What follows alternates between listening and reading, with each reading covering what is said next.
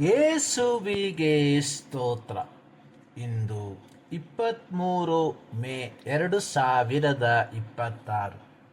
ಎಲ್ಲರಿಗೂ ವಾರಾಂತ್ಯದ ಶುಭಾಶಯಗಳು. ಈ ದಿನದ ಧ್ಯಾನ ಭಾಗ ಇಬ್ರಿಯರಿಗೆ ಬರೆದ ಪತ್ರಿಕೆ 1ನೇ ಅಧ್ಯಾಯ 13-14 ವಾಕ್ಯ. ಆದರೆ ದೇವದೂತರಲ್ಲಿ ಯಾವನ ವಿಷಯದಲ್ಲಿಯಾದರೂ ನಾನು ನಿನ್ನ ವಿರೋಧಿಗಳನ್ನು ನಿನ್ನಗೆ ಪಾದಪೀಠವಾಗ ಮಾಡುವ ತನಕ ನನ್ನ ಬಲಗಡೆಯಲ್ಲಿ ಕೂತುಕೊಂಡಿರು ಎಂಬುದಾಗಿ ಹೇಳಿದ್ದಾನು. ಇವರೆಲ್ಲರೂ ರಕ್ಷಣೆಯನ್ನು ಬಾಧ್ಯವಾಗಿ ಹೊಂದಬೇಕಾಗಿರುವವರ ಸೇವೆಗೋಸ್ಕರ ಕಳುಹಿಸಲ್ಪಡುವ ಊಳಿಗದ ಆತ್ಮಗಳಲ್ಲವು.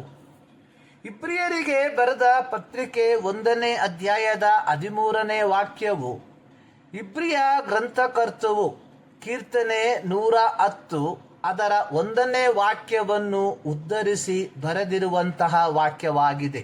13 ವಾಕ್ಯಗಳನ್ನು ಒಳಗೊಂಡಿರುವ ಇಬ್ರಿಯ ಪತ್ರಿಕೆಯ 1ನೇ ಅಧ್ಯಾಯದಲ್ಲಿ ಇಬ್ರಿಯ ಪತ್ರಿಕೆಯ ಬರಹಗಾರನು ಸುಮಾರು 8 ವಾಕ್ಯಗಳನ್ನು ಹಳೆಯ ಒಡಂಬಡಿಕೆಯ ಮಸ್ಸಿಯನ ಕುರಿತಾಗಿರುವ ಪ್ರವಾದನ ಮಾತುಗಳನ್ನು ತಿರುಗಿ ಉದ್ಧರಿಸಿ ಬರೆಯುವುದರ ಮೂಲಕ ಯೇಸು ಕ್ರಿಸ್ತನು ದೇವದೂತರುಗಳಿಗಿಂತ ಶ್ರೇಷ್ಠನು ಎಂದು ಪ್ರತಿಪಾದಿಸುವವನಾಗಿದ್ದಾನೆ.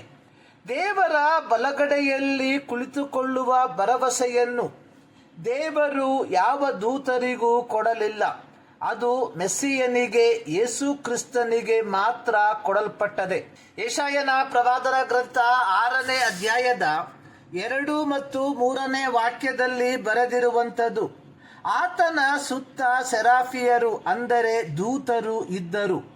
ಪ್ರತಿಯೊಬ್ಬನು 6 ರೆಕ್ಕೆಯುಳ್ಳವನಾಗಿ, 2ರಿಂದ ತನ್ನ ಮುಖವನ್ನು, 2ರಿಂದ ತನ್ನ ಕಾಲುಗಳನ್ನು ಮುಚ್ಚಿಕೊಂಡು, 2 ಬಡಿಯುತ್ತಾ ನೆಲಸೋಕದೆ ನಿಂತಿದ್ದನು.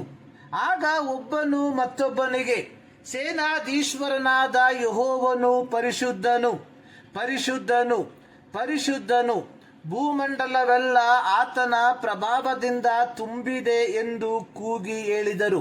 ಪ್ರಕಟಣೆ ಪುಸ್ತಕ 4ನೇ ಅಧ್ಯಾಯದ 8ನೇ ವಾಕ್ಯದಲ್ಲಿ ಬರೆದಿರುವಂಥದ್ದು, ಸೆರಾಫಿಯರು ಹಗಲಿರುಳು ವಿಶ್ರಮಿಸಿಕೊಳ್ಳದೆ ದೇವರಾದ ಕರ್ತನು ಪರಿಶುದ್ಧನು, ಪರಿಶುದ್ಧನು, ಪರಿಶುದ್ಧನು, ಆತನು ಸರ್ವಶಕ್ತನು ಎಂದು ಹೇಳುತ್ತಾ ಆರಾಧಿಸುತ್ತಿದ್ದರು ಎಂಬುದಾಗಿ ಇಬ್ರಿಯ ಪತ್ರಿಕೆ 1ನೇ ಅಧ್ಯಾಯದ 6ನೇ ವಾಕ್ಯದಲ್ಲಿ ನಾವು ನೋಡಿರುವಂಥದ್ದು, ಆತನು ತನ್ನ ಚೊಚ್ಚಲ ಮಗನನ್ನು ಅಥವಾ ಯೇಸು ಕ್ರಿಸ್ತನನ್ನು ಭೂಲೋಕದೊಳಗೆ ತಿರುಗಿ ಬರಮಾಡುವಾಗ ದೇವದೂತರೆಲ್ಲರೂ ಆತನಿಗೆ ಅಡ್ಡ ಬೀಳಲಿ ಎಂದು ಹೇಳುತ್ತಾರೆ. ದೇವದೂತರುಗಳ ಕುರಿತಾಗಿರುವ ದೇವರ ಪೂರ್ವ ನಿರ್ಧರಿತ ಯೋಜನೆ ಅಥವಾ ಉದ್ದೇಶ ಅನ್ನುವಂಥದ್ದು ಅವರು ದೇವರನ್ನು ಆರಾಧಿಸುವಂಥದ್ದು ಹಾಗೂ ಸಂದೇಶವಾಹಕರಾಗುವುದು. ಮಸಿಯನ ಕುರಿತಾಗಿ ಅಥವಾ ಕ್ರಿಸ್ತನ ಕುರಿತಾಗಿರುವ ತಂದೆಯಾದ ದೇವರ ಪೂರ್ವ ನಿರ್ಧರಿತ ಯೋಜನೆ ಅನ್ನುವಂಥದ್ದು ನೂತನ ಆಕಾಶ ಮಂಡಲ ಮತ್ತು ನೂತನ ಭೂಮಂಡಲದಲ್ಲಿ ಆತನ ಶಾಶ್ವತ ಆಳ್ವಿಕೆ. ದೇವದೂತರ ಮತ್ತೊಂದು ಕೆಲಸ ಅನ್ನುವಂಥದ್ದು ದೇವರ ಮಕ್ಕಳ ಸಂರಕ್ಷಣೆ ಮಾಡುವಂಥದ್ದು. ಶದ್ರಕ್, ಮೇಷಕ್, ಅಬೇದ್ನೆಗೋ ಎಂಬ 3 ಯಹೂದ್ಯರು ನೆಬೂಕದ್ನೆಚ್ಚರನು ನಿಲ್ಲಿಸಿದ ಪ್ರತಿಮೆಯನ್ನು ಆರಾಧಿಸಿದ ಫಲವಾಗಿ ಅವರನ್ನು ಉರಿಯುವ ಬೆಂಕಿಯೊಳಗೆ ಹಾಕಲಾಗಿ ಆ ಬೆಂಕಿಯ ಶಕ್ತಿಯು ಅವರ ಮೇಲೆ ಯಾವ ಹಾನಿಯನ್ನು ಮಾಡಲಿಲ್ಲ. ಇದನ್ನು ಕಂಡ ಅರಸನಾದ ನೆಬೂಕದ್ನೆಚ್ಚರನು ಉರಿಯುವ ಬೆಂಕಿಯ ಬಳಿಗೆ ಹೋಗಿ ಅವರನ್ನು ಹೊರಗೆ ಬನ್ನಿ ಅನ್ನಲು ಅವರು ಬೆಂಕಿಯೊಳಗಿಂದ ಹೊರಟು ಬಂದರು. ಬೆಂಕಿಯು ಅವರ ಮೇಲೆ ಯಾವ ಹಾನಿಯನ್ನು ಮಾಡದನ್ನ ಕಂಡ ಅರಸನು ಶದ್ರಕ್, ಮೇಷಕ್, ಅಬೇದ್ನೆಗೋ ಎಂಬುವರ ದೇವರಿಗೆ ಸ್ತೋತ್ರ, ಆತನು ತನ್ನ ದೂತನನ್ನು ಕಳುಹಿಸಿ ತನ್ನಲ್ಲಿ ಭರವಸವಿಟ್ಟು ರಾಜಾಜ್ಞೆಯನ್ನು ಜಯಿಸಿ ತನ್ನನ್ನೇ ಹೊರತು ಇನ್ನಾವ ದೇವರನ್ನು ಸೇವಿಸಿ ಪೂಜಿಸಬಾರದೆಂದು ಸ್ವದೇಹಗಳನ್ನು ಮರಣಕ್ಕೆ ಒಪ್ಪಿಸಿದ ತನ್ನ ಸೇವಕರನ್ನು ಉದ್ಧರಿಸಿದನಲ್ಲ.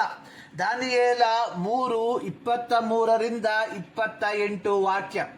ಅರಸನಾದ ದಾರ್ಯಾವೇಶನ ಕಾಲದಲ್ಲಿ ದಾನಿಯೇಲನನ್ನು ಸಿಂಹದ ಗವಿಗೆ ಹಾಕಲಾಗಿ ಮರುದಿನ ಮುಂಜಾನೆ ಅರಸನಾದ ದಾರ್ಯಾವೇಶನು ಗವಿಯ ಬಳಿಗೆ ಬಂದು, ದಾನಿಯೇಲನೇ, ಜೀವಸ್ವರೂಪನಾದ ದೇವರ ಸೇವಕನೇ, ನೀನು ನಿತ್ಯವೂ ಭಜಿಸುವ ನಿನ್ನ ದೇವರು ನಿನ್ನನ್ನು ಸಿಂಹಗಳಿಂದ ಉದ್ಧರಿಸ ಶಕ್ತನಾದನೋ ಎಂದು ಕೇಳಲು, ದಾನಿಯೇಲನು ರಾಜನಿಗೆ, ನನ್ನ ದೇವರು ತನ್ನ ದೂತನನ್ನು ಕಳುಹಿಸಿ ಸಿಂಹಗಳ ಬಾಯಿಯನ್ನು ಬಂಧಿಸಿದನು, ಅವುಗಳಿಂದ ನನಗೆ ಯಾವ ಹಾನಿಯೂ ಆಗಲಿಲ್ಲ.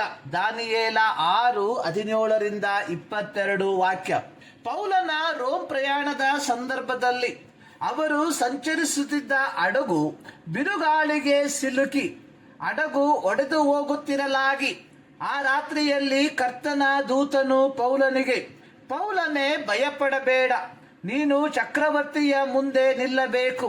ಹೀಗಿರಲಾಗಿ ನಿನ್ನ ಸಂಗಡ ಹಡಗಿನಲ್ಲಿ ಪ್ರಯಾಣ ಮಾಡುವವರೆಲ್ಲರ ಪ್ರಾಣವನ್ನು ನಿನ್ನ ಮೇಲಣ ದಯೆಯಿಂದ ಉಳಿಸಿಕೊಡುವೆನು. ಅಪೊಸ್ತಲರ ಕೃತ್ಯ 27ನೇ ಅಧ್ಯಾಯ.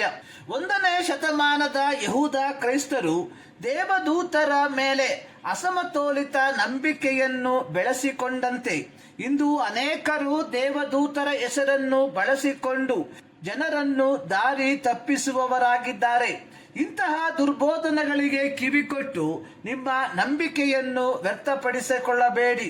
ನಾವು ಯೇಸು ಕ್ರಿಸ್ತನ ಮೂಲಕ ಕೃಪೆಯಿಂದ ರಕ್ಷಣೆ ಹೊಂದಿರಲಾಗಿ ಆತನಿಗೆ ಮಾತ್ರ ಅಧೀನರಾಗಿ ಜೀವಿಸುವ. ಈ ಮುಂಜಾನೆಯಲ್ಲಿ ಸರ್ವಶಕ್ತನಾದ ದೇವರು ಈ ಅಧ್ಯಯನದ ಮೂಲಕ ನಿಮ್ಮನ್ನು ಆಶೀರ್ವದಿಸಲಿ.